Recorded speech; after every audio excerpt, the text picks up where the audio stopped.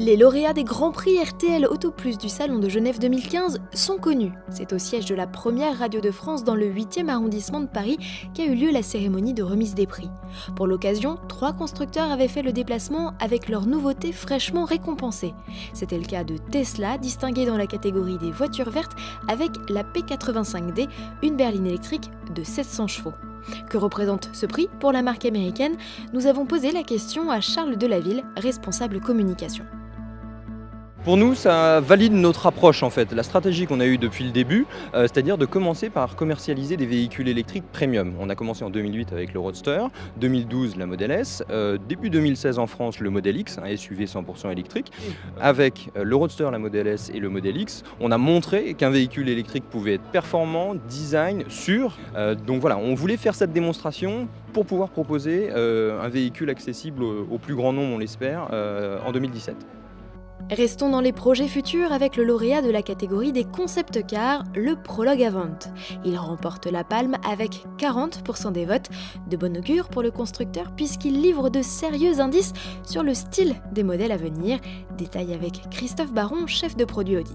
Alors l'idée c'est effectivement la vision du futur de notre nouveau patron du design qui est Marc Lichte et le but de cette voiture est de montrer ce que Audi est capable de faire et l'orientation stylistique de la marque pour les prochaines années.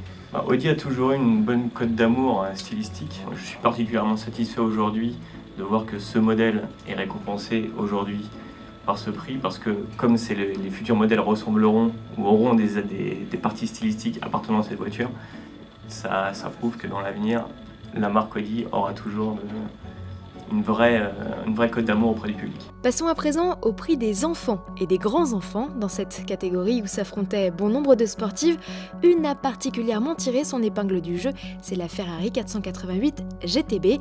Un tout premier prix pour la sportive au V8 turbo de 670 chevaux et qui satisfait pleinement Julien Huette, le responsable des ventes en France. On est très heureux d'avoir ce prix des enfants parce que d'une certaine manière, les enfants voient les belles choses de manière assez naturelle et sans arrière-pensée. Donc ce design plaît, puis je pense qu'il fait assez novateur et assez futuriste. Donc c'est sûrement ce qui a plu aux enfants et c'est très bien de compter des nouveaux fans de la marque. Terminons avec le top 3 des voitures de série, la catégorie vedette de cette élection. Un podium où les voitures françaises sont en bonne place, puisqu'en 3e position, avec 15% des suffrages, on trouve le Renault Kadjar. Un premier prix pour le SUV à peine sorti, une grande satisfaction pour André Aboud, directeur du programme des véhicules compacts Renault.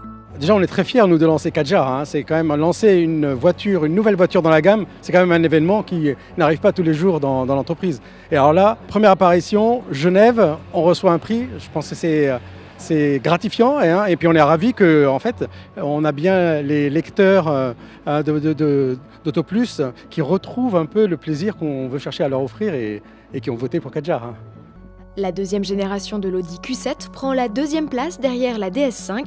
C'est le 2e prix décerné à DS par les lecteurs d'Auto Plus et les auditeurs de RTL, après la distinction attribuée au concept Revolt en 2014.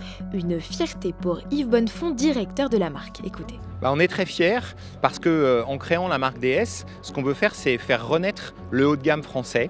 Et je vois qu'il y a une grande attente dans le public pour une marque haut de gamme française. Et donc avec cette DS5, qui est la première voiture à porter le monogramme DS sur sa calandre ici en Europe, eh bien, nous matérialisons ce pari de faire renaître une marque de luxe française.